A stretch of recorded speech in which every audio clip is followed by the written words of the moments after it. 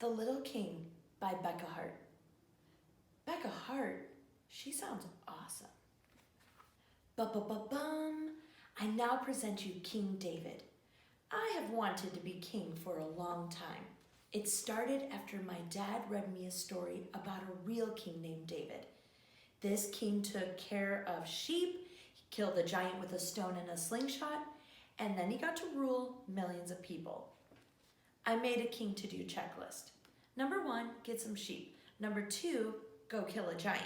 Whoa, my dad stopped me from going to kill a giant. He told me that what made this king awesome was his good heart. A good heart sounded too mushy for me. That night, I dreamt I was a king.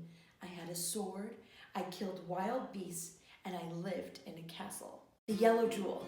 The next day, my neighborhood was not filled with wild beasts, but only a yellow butterfly. I chased the butterfly around and followed it to my neighbor's house. Mr. and Mrs. Brady were getting home from shopping for their new baby, who was coming at Christmas time. I helped the Bradys carry all the boxes to the baby's room. Mr. Brady handed me a hammer and taught me how to build. I built a baby's crib. As my dad tucked me into bed, he said, "David, Mr. Brady called and told me how you helped him. I'm thinking you could learn how to be a king." And he handed me a yellow jewel. You learned that a good king loves to build a kingdom for his people to live in. Pink jewel. In the summer, my friends and I play baseball. I was up to bat and I hit a home run. The ball landed in Mr. and Mrs. Card's yard, the oldest people in the entire world. My friends and I are scared of them. Since I hit the ball, I was the one who had to get it. Mrs. Card was taking out the trash.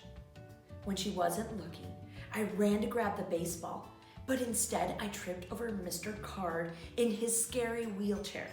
I thought he was going to yell at me, but he said, "Good hit, David."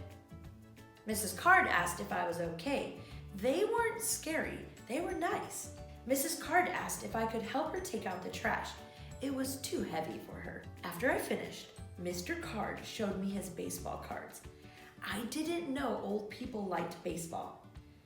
As I said goodbye, Mrs. Card hugged me and kissed my face. I screamed and ran away. I do not like kisses. That night, as I was scrubbing the pink kiss off my cheek, my dad handed me a pink jewel. I love what you did for Mr. and Mrs. Card. You learned that a king helps those who can't help themselves. I didn't know what I was going to do with the jewels, but Dad said I would find out one day. The purple jewel. My friends and I took our last summer bike ride to town. We stopped at our favorite ice cream shop. Then we headed over to watch the funny magic guy named Skinny. Today he picked me to get tricked. I never get picked. After the magic show, my friends and I bought Skinny an ice cream cone to thank him. He ate it so fast, he got a brain freeze. Back at home, I told my mom and dad about Skinny. Dad told me that Skinny doesn't have a home, that he sleeps and eats on the streets. We decided to take Skinny to our favorite restaurant. After we ate, I gave Skinny a gift. My favorite purple blanket. He loved it, and he said it would keep him warm at night. That night, I prayed with my dad that Skinny would get a home. My dad pulled out a purple jewel from his pocket and said, "A good king makes everyone feel like a king." The purple jewel was my favorite. The white jewel. Christmas time came and a terrible snowstorm hit my neighborhood. Mr. Brady called and said they were coming home from the hospital with their new baby. When Dad and I looked at their house, it was covered in a white mountain of snow. Together we went to shovel that driveway. When we finished, my muscles were tired, but that didn't stop us from building the best snowman ever for the new baby. The next day, I got a great Christmas present. Mr. and Mrs. Brady invited us to come meet their baby, Sadie. She was so cute. That night, after my family said goodnight to the Bradys, my dad gave me a white jewel and said, "David, a king loves to celebrate the new things in life." As I fell asleep, I thought about all the fun things I was going to teach Sadie when she grew up. The green jewel. Springtime came, and that means I have to give our green grass a haircut. A call our lawnmower Beast. He loves chomping grass. As I cut our lawn, I saw my next door neighbor, the Murphy's yard. It looked like a wild jungle. Mom told me that Mr. Murphy has to work a lot to make money and he has no time to give their grass a haircut. Mom and I decided to mow their lawn. When we finished, Mrs. Murphy thanked us again and again. She wanted to pay us, and before I could say yes, good idea, my mom told her no. That night my dad joked and said Mom deserved a jewel too. He handed me a green jewel and said, "You learned a great lesson. A king does something for somebody even when he gets nothing for his hard work. This makes a king grow strong." The black jewel. One day, my mom had to leave for a little while. It was my first time to be home alone. What my mom didn't know was that a big storm was coming and tornadoes were coming too. Tornadoes are scary wind giants. She called me and said Mr. Chips and I needed to go down into the basement for safety. I'm also afraid of basements. Mr. Chips and I headed down the stairs. The lights were on, so I felt brave, but then the lights went out. Blackout. Ah! I started to cry, but then I remembered the story about the king and the giant. I stood up in the dark and I yelled, "I'm not going to be afraid." When my mom got home, she came straight to the basement. The tornado never came. As my dad tucked me into bed that night, he said I was very brave, and he gave me a black jewel. A king will have dark, scary enemies, but he has to learn to not be afraid of them.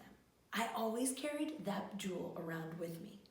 The orange jewel. Mr. Chips and I go for a walk every day. He chases his squirrel friend, who I call Nut, up a tree. Today when Mr. Chips chased Nut, he pulled me so hard that I fell over a half-eaten orange and Mr. Chips tried to eat it. Later that day, I told my mom I was so grossed out by all the trash in our neighborhood. My mom said I should do something about it. I called my friends to see if they would help me clean up our neighborhood. One friend said yes. Mom gave us garbage bags and rubber gloves. We picked up a lot of wrappers, newspapers, a beat-up shoe. There was even a friendly neighbor who helped us pick up the trash. We felt good about the job we did. For our hard work, my mom made us brownies. Dad came into my room that night and said, "Your mom called me at work and told me how you cleaned up the neighborhood." I think that's awesome because a king keeps his kingdom clean, even when he only has a small army to help him.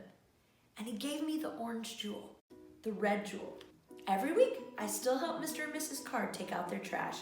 Mr. Card talks to me about sports and his days in the war. I'm not afraid of him anymore, even though he still drools. One day, my mom and I were working in the garden. Our phone rang. Mom went to answer it. When she came back, she was crying. She said, "David, Mr. Card has died."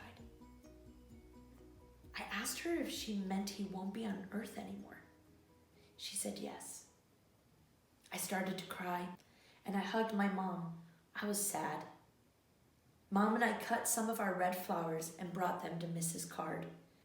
I even let Mrs. Card kiss my cheek and hug me. I only said yuck inside my head and pretended I liked it. She took my mom and I to the garage and gave me Mr. Card's old baseball card collection. She said he wanted me to have them. That night, my family talked about death. My dad gave me a red jewel. "You learned a hard lesson, David, but it's good when a king cries when he's sad." I keep that red jewel by my bed so I can see it every night. The blue jewel. It was the hottest day of summer. All I wanted was a swimming pool, but my parents always said no. They couldn't afford it. I told my mom if we had a pool, we could have a pool party for the whole neighborhood. Mom said no.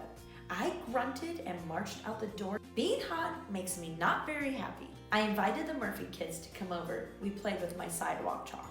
We drew a big circle and colored it in with blue. We made a giant imaginary pool and pretended to splash around. All of a sudden, I felt real water. I looked over and saw my dad hiding behind a bush, spraying us with water. The Murphy kids and I chased him. We had forgotten how hot we were. After we finished drying off, Dad handed me a blue jewel. He said, "It's good for a king to use his imagination to make a bad situation a good one. Final chapter. It was my birthday. Mom and Dad woke me up very early that day. They had a surprise for me. We got into the car and we drove to a field. In this field was the most colorful hot air balloon. I was so excited. I have always wanted to fly. My dad, my mom, the hot air balloon captain man, and I got into the balloon's basket. We must have looked like a rainbow in the sky. While we were flying, Dad handed me a present. I opened it. It was a crown decorated with all the jewels I had collected. My dad and mom placed it on my head and said that I became their little king this year. I looked down from the balloon and I can see my whole neighborhood. There were all my friends waving at me. Mrs. Card, Mr. and Mrs. Brady and baby Sadie, Skinny, the Murphy family, and all the kids. I looked at my dad and said, I have learned the greatest lesson in my life.